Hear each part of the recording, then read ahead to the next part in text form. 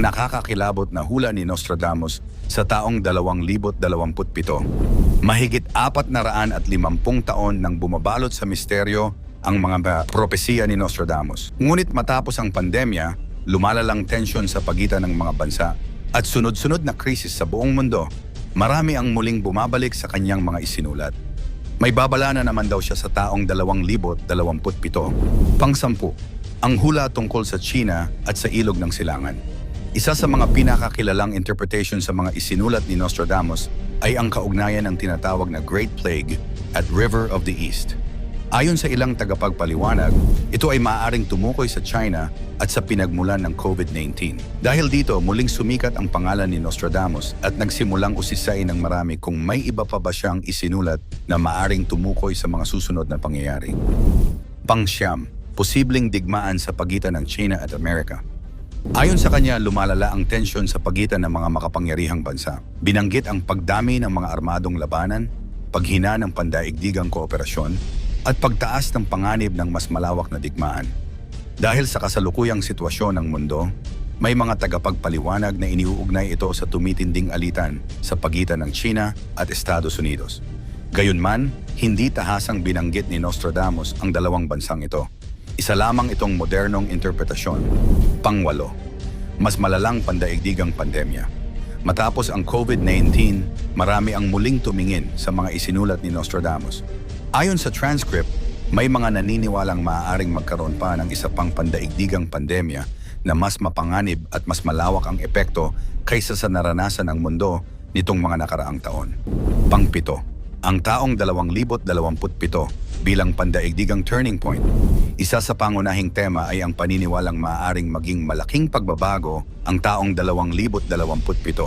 Hindi ito inilalarawan bilang ordinaryong taon, kundi bilang panahon na maaaring magbago ang direksyon ng politika, ekonomiya, teknolohiya at pamumuhay ng sangkatauhan. Pang-6, lumalalang climate change at krisis sa kalikasan.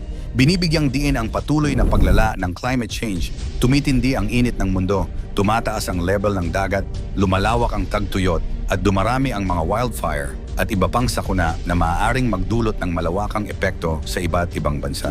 Pang-5, dumadaming malalakas na kalamidad sa buong mundo.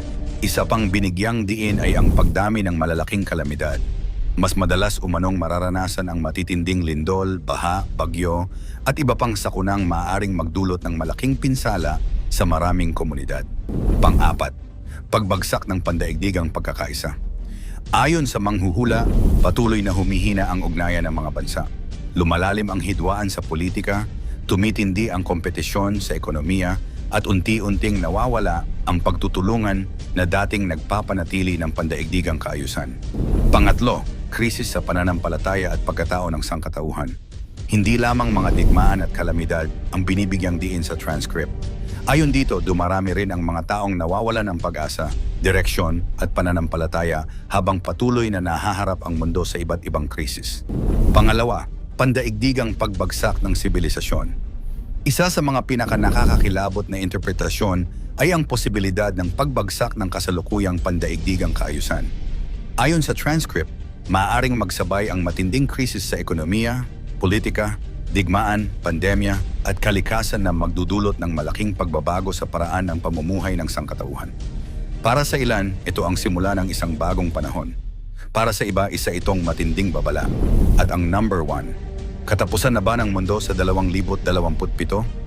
Marami ang naniniwalang may kaugnayan ang mga isinulat ni Nostradamus sa isang malaking pangyayaring maaaring maganap sa paligid ng taong 2027. Gayunpaman, hindi kinakailangang literal na katapusan ng mundo ang tinutukoy. Maaari itong mga hulugan ng pagtatapos ng isang lumang pandaigdigang kaayusan at pagsisimula ng isang bagong yugto sa kasaysayan ng sangkatauhan. Mangyari man o hindi ang mga hulang ito, sa Diyos lang tayo maniwala, hindi sa mga ganitong mga manghuhula. Type ang Amen kung sa Panginoon ka lang sumasampalataya. 10 mga nakakatakot na hula ng The Simpsons na mangyari sa taong 2027. Pang-10, paglakas ng China bilang bagong superpower. Noong 2005, ipinalabas ng The Simpsons ang episode na Gugu Gai Pan, kung saan bumisita ang pamilya Simpson sa China. Bagamat isang comedy episode ito, ipinakita rito ang kasaysayan, politika at lumalaking impluensya ng bansa.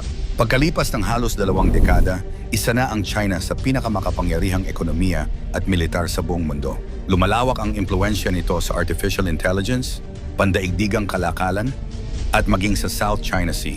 Pangsyam, pagmamadali ng tao sa pagpunta sa Mars. Sa episode na The Marge Ian Chronicles, ipinakita ang posibilidad ng paglipat ng tao sa Mars. Noong panahong iyon, tila imposible pa ang ideyang ito. Ngunit ngayon, aktibo ng pinag-aaralan ng iba't ibang space agencies at pribadong kumpanya ang pagpapadala ng tao sa Red Planet. Pang-8, mas mahigpit na global surveillance.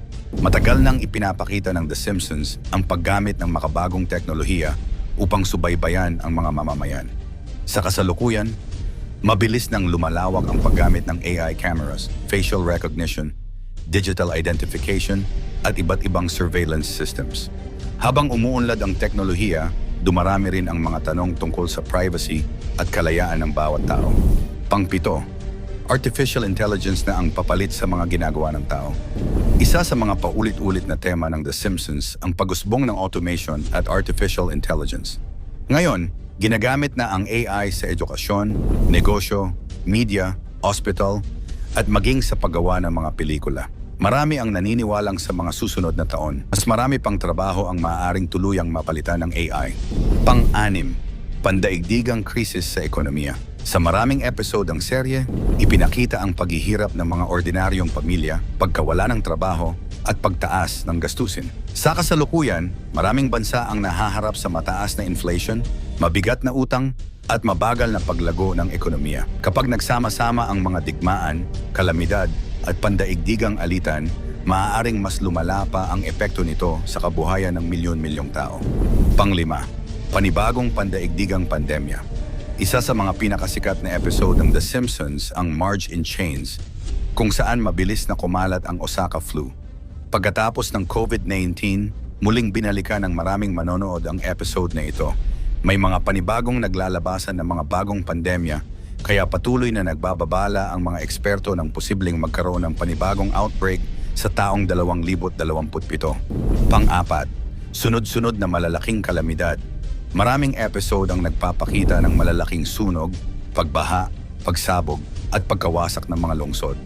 Sa totoong mundo, lalong tumitindi ang epekto ng climate change, malalakas na bagyo, matitinding heat wave, at iba pang kalamidad. Kung magpapatuloy ang ganitong situation, maaaring mas maging mapanganib ang mga susunod na taon. Pang-8, Iran at ang lumalalaking tensyon. May ilang references ang The Simpsons tungkol sa Iran at sa gitnang silangan. Sa kasalukuyan, patuloy na sinusubaybayan ng buong mundo ang mga issue tungkol sa nuclear program ng Iran, seguridad sa rehiyon, at relasyon nito sa iba pang bansa. Dahil dito, kumalat ang maraming viral post na nagsasabing hinulaan umano ng The Simpsons ang isang malaking digmaan na kinasasangkutan ng Iran. Pangalawa, Israel at ang sentro ng pandaigdigang alitan. Sa episode na The Greatest Story Ever Dohed, bumisita ang pamilya Simpson sa Jerusalem at sa iba pang banal na lugar. Ipinakita rito ang kahalagahan ng Israel sa kasaysayan at relihiyon ng mundo. Sa kasalukuyan, nananatiling sentro ng pandaigdigang balita ang gitnang silangan dahil sa mga patuloy na alitan at tensyon. At ang number 1, ang papalapit na pandaigdigang krisis, kapag pinagsama-sama ang lahat ng temang paulit-ulit na ipinakita ng The Simpsons, paglakas ng China, space race, artificial intelligence, surveillance, krisis sa ekonomiya, pandemya, malalaking kalamidad, at tensyon sa gitnang silangan. Parang unti-unting nabubuo ang larawan ng isang mundong dumaraan sa napakalalaking pagbabago. Dagdag pa rito ang lumalaking kompetisyon ng mga makapangyarihang bansa tulad ng Estados Unidos at China, gayon din ang mga patuloy na sigalot sa iba't ibang rehiyon ng mundo. Nagkataon lamang ba ang mga pagkakatulad na ito? O isa ba itong paalala na ang direksyon ng mundo ngayon ay maaaring humantong sa isang mas malaking pandaigdigang krisis?